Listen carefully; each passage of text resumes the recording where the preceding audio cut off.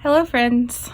Okay, so I'm just going to start by showing you how I read one of these charts to make things a little bit easier in case you want to try to make a Mary Wallin or anything that uses charts that look really scary, but if we break them down a bit, I think we can all feel like we can actually knit an old Fair Isle sweater.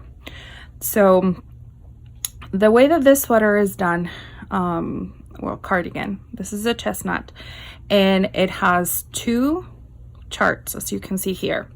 By the way, I emailed Marie Wallin and she said it was totally fine for me to show you the charts, and so this is totally all right. And plus these charts are on her website too, so you know, that's why she said it was fine, but I'm not going to show you any of the pattern. So the way that I do it, I actually do it on an Adobe. So this is the Adobe app that you can have on your phone. I just do it on my phone, and as you can see, this is tiny. This is so small that obviously this is not going to work. But the cool thing is that, well, first of all, I'm going to lock it and I'm going to turn it this way, because is this the way that and I have a little stand. This is where I actually keep I keep my phone all the time here, and I also use the same stand for my Kindle sometimes. And I'm going to zoom, so you can zoom all the way to that. That's pretty good. The cool thing of the Adobe app is that you can write on it. So these red lines, like the straight lines, that is part of the pattern. But then you see I'm making the extra large, which shows you right here. That's where it starts. I just went with red and I just like wrote there, so I never go past this red line. Just to remind myself, this is when you're writing, I'm making the fronts and the back. You don't use this much to make the sleeves, but yeah, so let's look at these. Ignore here, let's move from here to here. Ignore those blue dots. I'll tell you what those are later. But as you see right here, this is divided by 10 and that's divided by 10. So this is a 10 by 10 square. I put markers every 10. So here's my sleeve that I'm working on. I put stitch markers every 10 stitches. That equal 10 stitches here. This middle marker right here, it shows me that it's the halfway point that we have between these two charts. So in this chart, the odd numbers are going to be my knit rows, and my even numbers are going to be my even rows. And as you can see, I always have every 10. Then the way that I do it is that I can do it really big. In all reality, this is not a super hard chart, but there are some charts that are hard to remember what you're doing. And even though, because it's not all the same repetition, like sometimes it's really easy. For example, well, like that's the same color all the way through. Then there are some that are like up here on the top. Like this one's easy to remember. You're gonna have one color, then 3, then one color, then 3.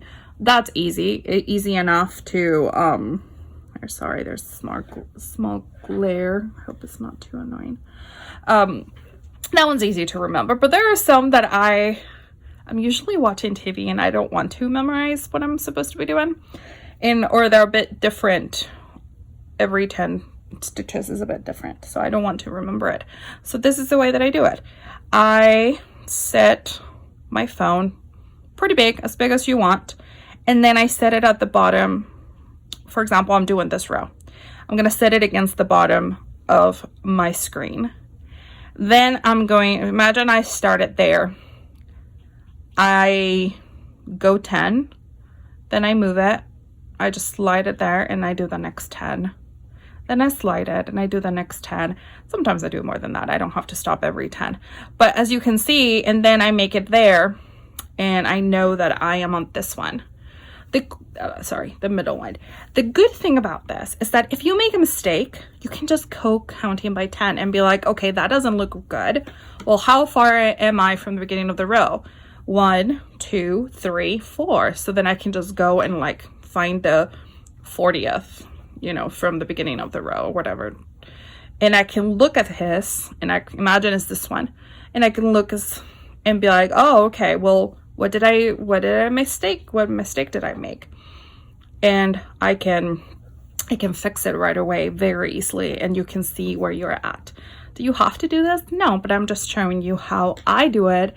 And I can watch a movie, I can watch TV without having a problem and without missing where I'm at. The other thing that I love using is a stitch marker. I mean, not stitch marker, stitch counter or row counter. This helps me a lot because if you go to the end, here it tells you which row you're on. And so if for some reason, I don't want to read my knitting, it's very easy to find where I'm at, but just looking at this number. So I always keep one in my bag. I bought these from Amazon. I think I got a pack of like 3 or 4. I mean, I think I own like 7 of them, and I put them all in different bags. I think these are quite inexpensive and they work really well. The other thing, so right now I'm working on the sleeve, and the sleeve, the way that you read this chart, so I'm making the extra large, okay? It tells you how many to cast on for that size, and you start at the bottom, okay? So you start at the bottom and you start on this line, and I would have it here, okay?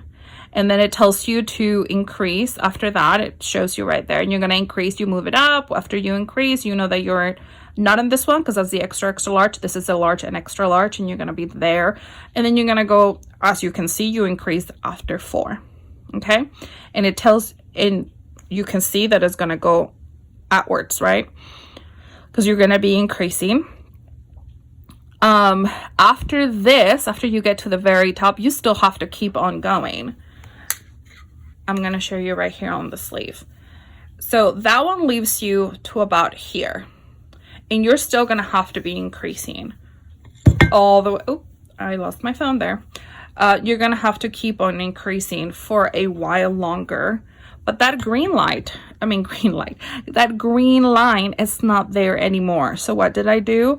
I just went down this way, and by that point, and I marked it myself, and I was like, okay, well, 4, and then I increase, 4, and then I increase, 4, and I increase. It just makes it easy. So visually, I don't have to be counting. I don't have to be figuring it out how much longer. I did figure it out, well, how many more do I need to get to so I can get to the number that it tells you in the pattern, because it says increase and doesn't matter until you have X amount of stitches, which is also very easy to count. If you have every 10 stitches, if you have stitch markers, then you can count really quickly and you know where you're at. As well as I was increasing, once I got to after a 10, I just added 1, and then I know that, you know, those are outside of those 10, and it's really easy to read on the chart. I will next, so that's why these blue are there, and then I also have the same ones here. And then you do it all the way to the end, and then you still have more increasing, and that's why that's the next increase. But it's just an easy way for me to do it. You can obviously print it out, but my guess is that, well, actually, I know what it looks like. I did not use this. This looks like a mess because it has been in my bag for a year and my dog got to it. But this is kind of how big it looks, and I just don't want to, and I taped it. I really don't want to be using a paper copy. I mostly did this because I'm doing different colors for each one. So I wanted to make sure that I remembered. By this point, I know which one it is, and I know which its symbol, whatever that symbol means, and I know what the different color that it equals to that I have. But so that's why I keep that. It's a cheat sheet in case I go a long time without knitting it. because I do, you know, sometimes I knit for a long time on this and then I don't for weeks. So then I need to remember which one stands for what. So that's it's kind of annoying. I know that some people like to use paper and that's fine, but I don't really, if I can use my phone and this app, then I will use this app. So yeah, so I blocked out that section, and here it's just showing me that I have to go straight for that many stitches. And so yeah, so it's just an easy visual for me, and using the 10, counting every 10 helps me remember where I'm at. Okay, so we are at a row where I'm going to catch some floats because and we're on the left side. As you can see, I already explained how I do this, you're gonna see there's a row of 8 of my dark green color, which is called green apple in this Jamieson and Smith that I'm using. And we are, I believe, right here. I already did a little bit. I already caught one float right here. So if you're not sure, we started here. We have 4, then 1, then 5, 2, 8. So we're right here on that. Okay, so as you can see, we're on a white, and we're on a white right here, and we're gonna do 5 more. So I'm gonna show you how I hold my yarn. I use my pinky as part of my tension, and I wrap both of them like this. One through the middle and then one through the top. I mean, I do have both, but as you can see, one is going to go through here and one is go through here. I hold both on the same hand. You can separate them a little if that helps. Right now I'm going to do 5 greens, and let me show you how I purl. I purl kind of funny. I mean, we all purl differently, and I help myself with this thumb and the finger, and I kind of push it through. So let's see if I can do that again. There, push it down and kind of help it through. So 3, I passed this one.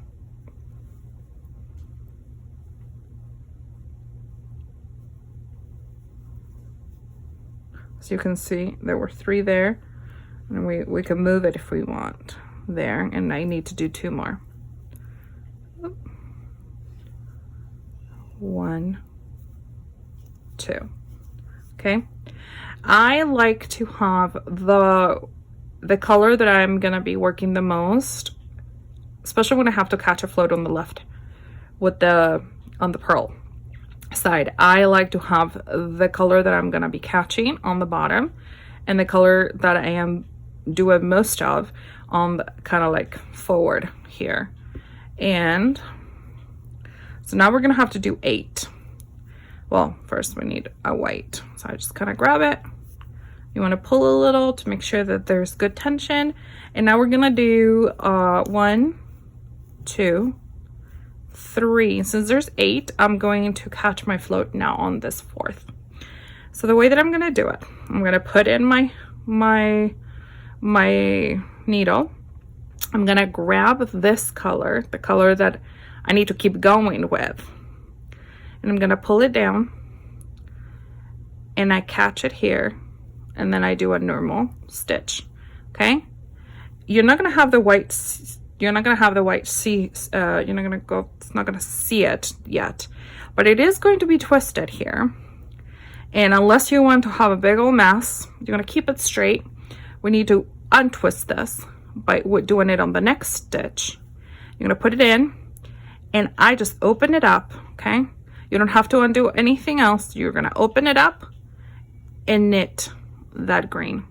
And as you can see right here, can you see it? You're gonna have it through in the back right here, but it's completely untwisted. Your skeins are not gonna be twisted either. And you're gonna keep going. till you have 8.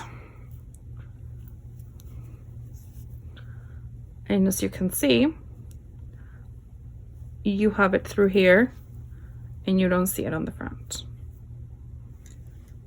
So that should be 2, 4, 6, 8. You can move it if you want. And now you do this one color, and then we have 5. And let me show you one more time. 3.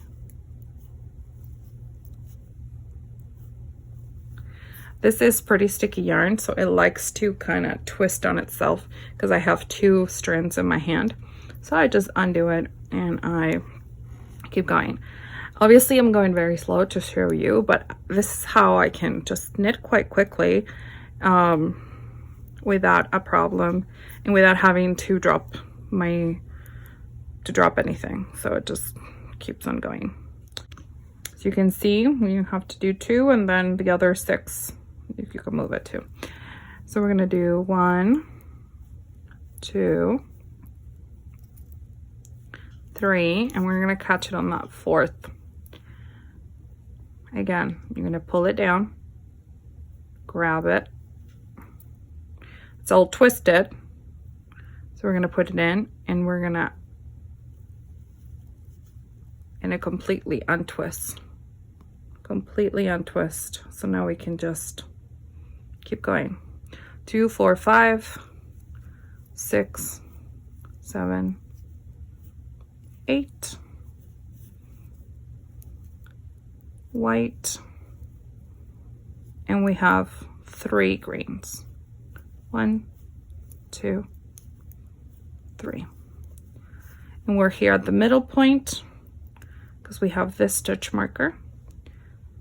And we just slide there, and we have 2 more.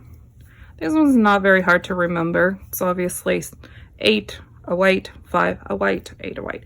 So, but I just wanted to show you how I use the chart, how I use the stitch markers. It's very easy to look at this and think, oh my goodness, it's gonna be really hard. There's so many different colors. There's so many things to look for and to pay attention to. But in all reality, if you take it 1 stitch at a time, and then you take it only 10 stitches at a time, then you know that what's going on in those 10 stitches, you can move it and slide, and you can focus on the next 10. And soon enough, you have a whole entire row done, and you can work on your color work. This color work, it's true fair isle, which means there's only 2 colors working at a time. You never have 3 colors. You have some floats to catch, but as you can see, it's not too difficult. But I just wanted to show you that this is not as hard as it looks. So I hope that this was helpful, and have a great weekend and happy knitting. Bye bye.